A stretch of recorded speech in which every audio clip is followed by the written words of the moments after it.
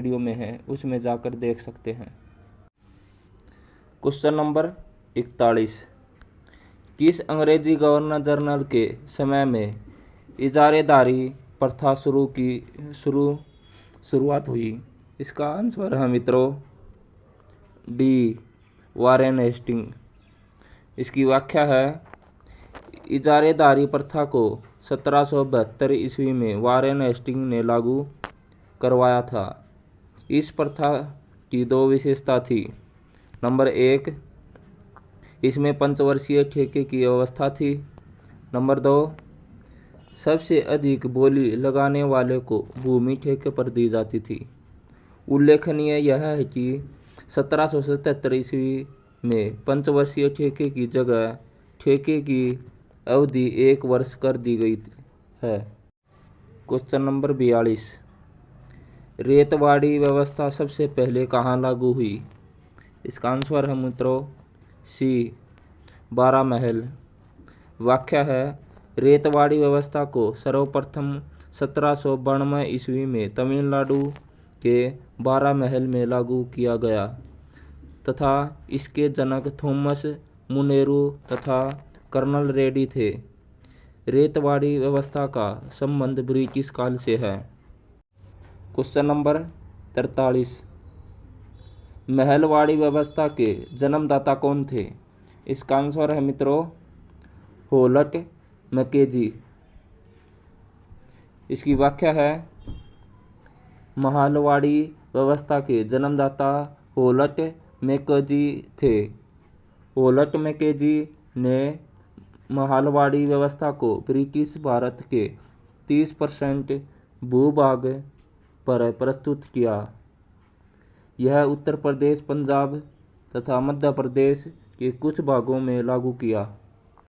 Question number 44, Maurya काल में बलि से क्या अभिप्राय था? इसका आंसर है मित्रों ए, एक प्रकार का भू राजस्व। व्याख्या है, यह एक प्रकार का भू राजस्व है जो उपज के 1/6 की दर से लगाया जाता था। क्वेश्चन नंबर 45, सिंचाई का वर्ण किस अभिलेख में वर्णित है? इसका आंसर है मित्रों ए, जूनागढ़। व्याख्या है, जूनागढ़ अभिलेख में गुप्त शासक रुद्रदामन की विजय, व्यक्तित्व एवं कर्तृत्व का वर्णन प्राप्त होता है। इस अभिलेख में सिंचाई के उल्लेख के साथ साथ सुदर्शन झील की मरम्मत का भी उल्लेख है।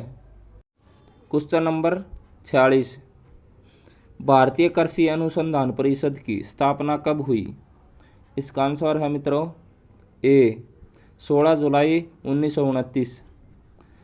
व्याख्या है इसकी, भारतीय कृषि अनुसंधान परिषद का एक व्यवसाय शासी संस्था है।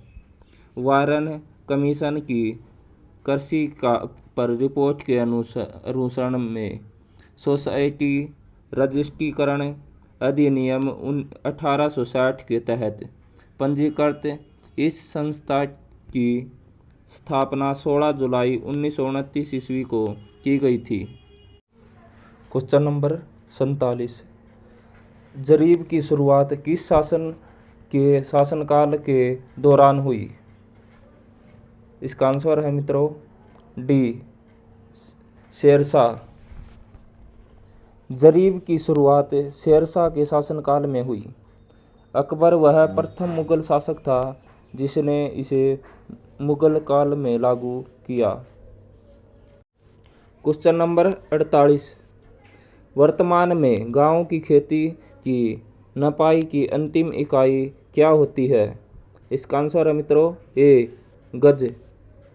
व्याख्या है, गज खेत मापने की अंतिम इकाई होती है।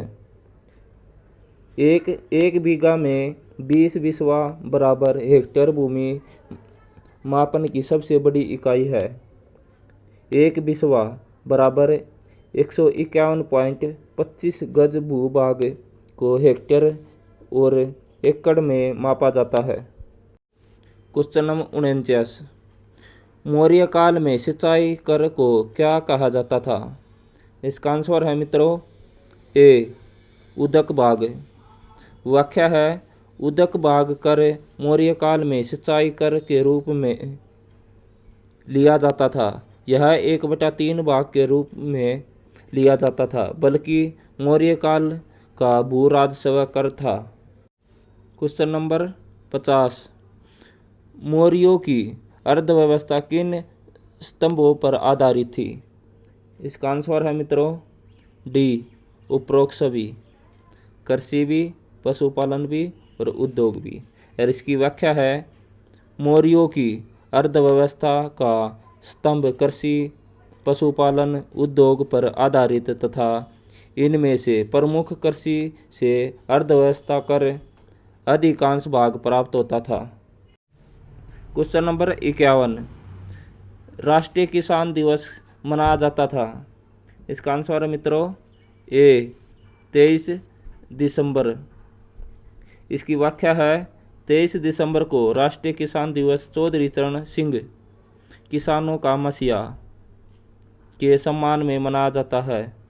24 जनवरी को राष्ट्रीय बालिका दिवस, 10 दिसंबर को मानवाधिकार दिवस, 1 दिसंबर को विश्व एड्स दिवस मनाया जाता है। Question number 52। संघन कृषि विकास कार्यक्रम की शुरुआत कब हुई? इसका आंसर है मित्रों ए 1964। इसकी व्याख्या है संघन कृषि विकास कार्यक्रम की शुरुआत खेतों में उत्पादन बढ़ाने के लिए यह कार्यक्रम लाया गया। इसका आरंभ तीसरी पंचवर्षीय योजना के दौरान 1964 में हुआ। Question number 53। राष्ट्रीय किसान आयोग का गठन कब हुआ? इसका आंसर होगा मित्रों बी 18 नवंबर 2004। इसकी व्याख्या है 18 नवंबर 2004 को भारत सरकार ने MS स्वामीनाथन की अध्यक्षता में राष्ट्रीय कृषक आयोग का गठन किया, जिसे स्वामीनाथन आयोग के नाम से भी जाना जाता था। आयोग को मुख्य उद्देश्य कृषि प्रणाली को स्थिरता प्रदान करने के लिए एक व्यवस्था का निर्माण करना था लागत को प्रतिस्पर्धी बनाना था। Question number 54। हरित क्रांति के समय भारत के तत्कालीन कृषि एवं खाद्य मंत्री कौन थे? इसका आंसर है मित्रों डी सुब्रमण्यम।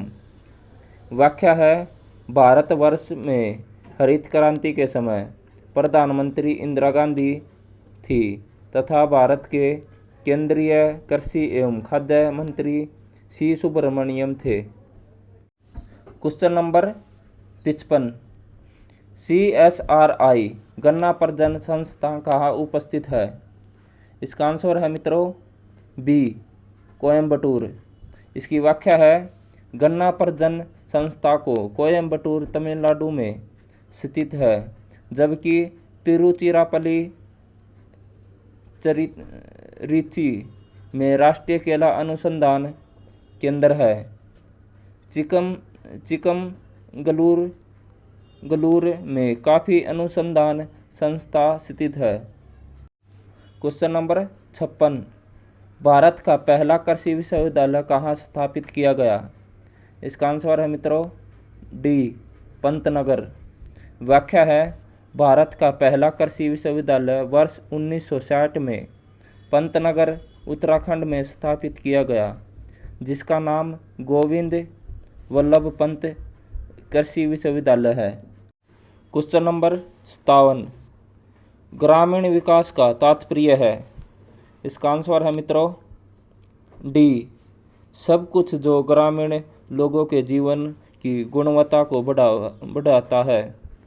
इसकी व्याख्या है ग्रामीण विकास एक व्यापक शब्द है। यह मूलतः ग्रामीण अर्थव्यवस्था के उन घटकों के विकास पर ध्यान केंद्रित करने पर बल देता है जो ग्रामीण अर्थव्यवस्था के सर्वांगीण विकास में पिछड़ गए हैं। यह ग्रामीण लोगों के जीवन की गुणवत्ता को बढ़ाता है। क्वेश्चन नंबर 58, निम्नलिखित में से किसने ग्रामीण सामाजिक विकास में सर्वाधिक योगदान दिया? इसका आंसर है मित्रों सी, संविधान के 73वें संशोधन से पंचायती राज संस्थाओं में 1/3 स्थानों का महिलाओं के लिए आरक्षण। इसकी व्याख्या है, संविधान के 73वें संशोधन से पंचायती राज संस्थाओं में कम से कम 1/3 स्थानों का महिलाओं के लिए आरक्षित होना ग्रामीण सामाजिक विकास में सर्वाधिक महत्वपूर्ण योगदान है। क्वेश्चन नंबर 59, कृषि कार्यों के लिए ब्याज पर ऋण उपलब्ध कराने का कार्य निम्नलिखित में से कौन करता है? इसका आंसर है मित्रों बी, ग्रामीण महाजन। व्याख्या है, कृषि कार्यों के लिए ब्याज पर ऋण उपलब्ध कराने का कार्य ग्रामीण महाजन करता है। ग्रामीण महाजनों द्वारा किसानों को आसानी से ऋण उपलब्ध हो जाते हैं और यह उन्हें ज़रूरत के समय काम आ जाता है तथा कागजी कार्रवाई भी कम करनी पड़ती है, इसलिए इनकी महत्वपूर्ण भूमिका होती है। क्वेश्चन नंबर 60, ग्रामीण समाज की मूलभूत इकाई है। इसका आंसर मतलब बी, गांव। व्याख्या है मित्रों, ग्रामीण समाज की मूलभूत इकाई गांव है।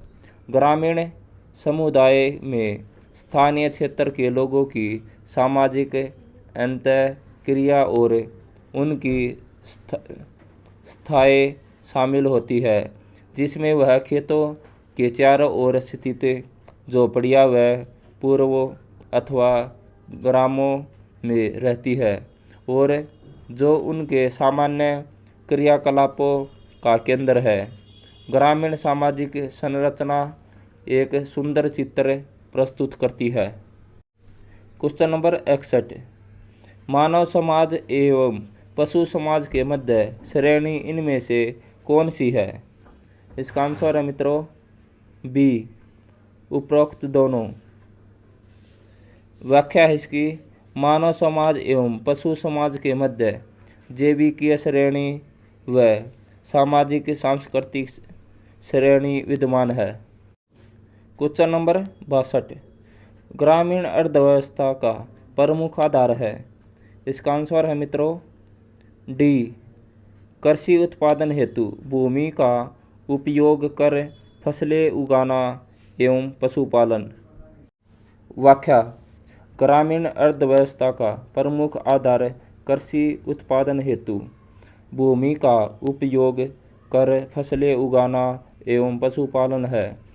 ग्रामीण आजीविका के अनुसार कृषि अभी भी देश के कुल श्रम शक्ति से आधे से अधिक को प्रत्येक रोजगार प्रदान कर रही है। यह कुल जीडीपी में योगदान के आधार पर एक अवशिष्ट सेक्टर होकर रह गया है। क्वेश्चन नंबर 63, ग्राम भू प्रबंध समिति का अध्यक्ष होता है। इसका आंसर है मित्रों ए, ग्राम प्रधान।